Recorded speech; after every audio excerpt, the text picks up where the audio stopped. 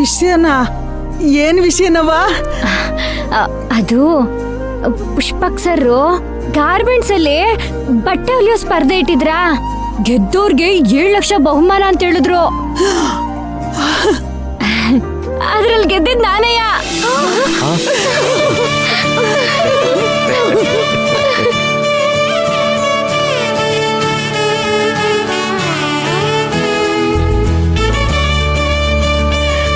ಮೈನಾ 7 ಲಕ್ಷ ಗೆದ್ಯಾ?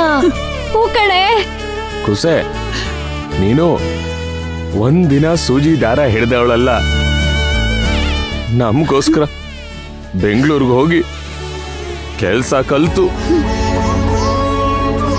ಇವತ್ತು ಸ್ಪರ್ಧೆನಾಗೆ ಬಹುಮಾನ ಪಡ್ಕೊಂಡ್ಬಿಟ್ಟಿದ್ಯಲ್ಲವ್ವ. ತುಂಬಾ ತುಂಬಾ ಹೆಮ್ಮೆ ಆಯ್ತಿದೆ ಕಣವ್ವ. ಚೆನ್ನಾಗಿರವ, ನಂಗೆ ಬೇಷ್ ಅಂತ ಅನ್ಬೇಕು ಅನ್ನಿಸ್ತಿದೆ.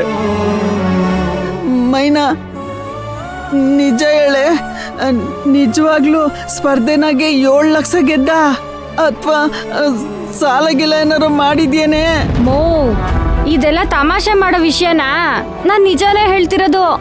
ನಾನ್ 7 ಲಕ್ಷ ಗೆದ್ದೆ ಕಣಮ್ಮ.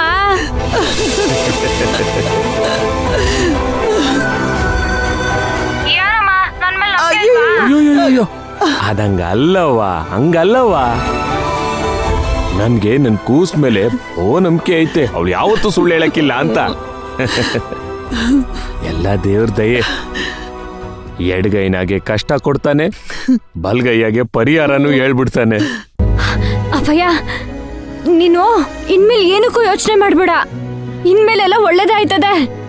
ಹ್ಞೂ ಕಣವ್ವ, ಬೆಟ್ಟದಂಗ್ ಬಂದಂತ ಕಷ್ಟಗಳೆಲ್ಲ ಮಂಜಿನಂಗ್ ಕರಗ್ತಾವೆ. ನೀನಿರುವಾಗ ನಮ್ಗೇನವ್ವ ಭಯ? ಕೊಸೆ, ಮದುವೆ ಕೆಲ್ಸ ಬೋ ಐತೆ. ನೀನು ಆದಷ್ಟು ಬೇಗ ಬಂದ್ಬಿಡು. ಎಷ್ಟೊಂದ್ ಕೆಲ್ಸ ಐತೆ, ಎಲ್ಲ ನೀನೆ ನಿಂತು ಮಾಡ್ಕೊಡ್ಬೇಕಣವ. ಸರಿ ಅಪ್ಪಯ್ಯ, ನೀನ್ ಯಾವಾಗ ಬರ್ಬೇಕಂತೇಳು, ಹಾಗ ರಜಾ ಹಾಕ್ಬಿಟ್ಟು ಬಂದ್ಬಿಡ್ತೀನಿ. ಸರಿ ಕಣವ, ಹೇಳ್ತೀನಿ. ಸರಿ ಅಪ್ಪಯ್ಯ, ಫೋನ್ ಮಾಡ್ತೀನಿ. ಈಗ ತಾನೇ ಕೆಲ್ಸ ಮುಗಿಸ್ಕೊಂಡ್ ಬಂದೆ, ಆಮೇಲೆ ಫೋನ್ ಮಾಡ್ತೀನಿ. ಸುಸ್ತಾಗಿರ್ತೆ ಕಣವ, ಆಮೇಲೆ ಮಾಡು, ಸುಧಾರಿಸ್ಕೊಂಡ್ ಮಾಡು.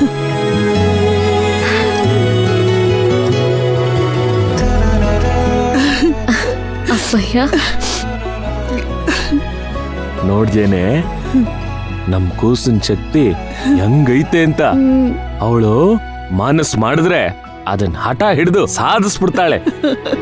ನೋಡಿದ್ಯಾ, ಅವನ್ಗೆ ಹೆಂಗ್ ಬಾಯಿ ಮುಚ್ಕೊಂಡು ಹೋಗೋಂಗ್ ಮಾಡಿದ್ಲು. ನಾಯಿ ಬಾಲ ಮುದುರ್ಕೊಂಡಂಗ ಹೊಂಟದ.